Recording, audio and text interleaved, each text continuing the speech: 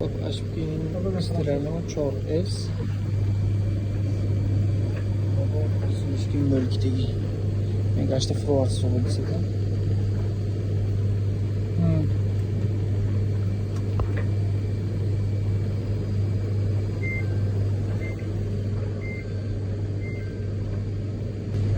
Oba animziyot. Kitabı kaçtı fruarsız.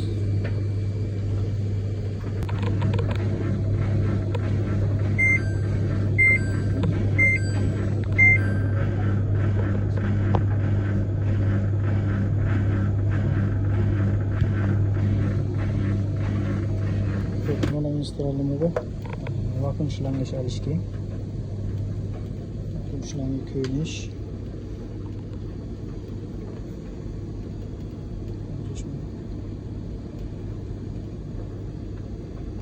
Ben hava kaçtan bu. Obam böyle kitap sonsuz. Bu S4. Aşkı dost.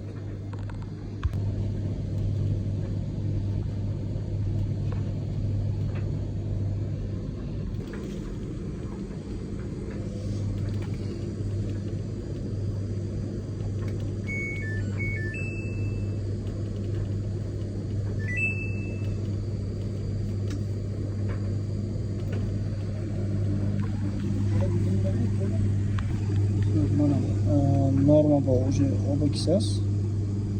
Nav nisbisi yok, optik bu, nav gitana katırım. Nime oynamak, polni purkay süt, slivkay süt, aşıpka doğru. Bez aşıpka, zor, çok değil. Okey ses. Belki bu anfilin hizmetle kovuşlar, bemalol telefon kagotum mümkün. Pastı videoda nomer telefon memnunum. Onun hizmetimiz Samarkand viloyat aşbı. Bemalol telefon kagotum mümkün. Xizmatçı çok komitem.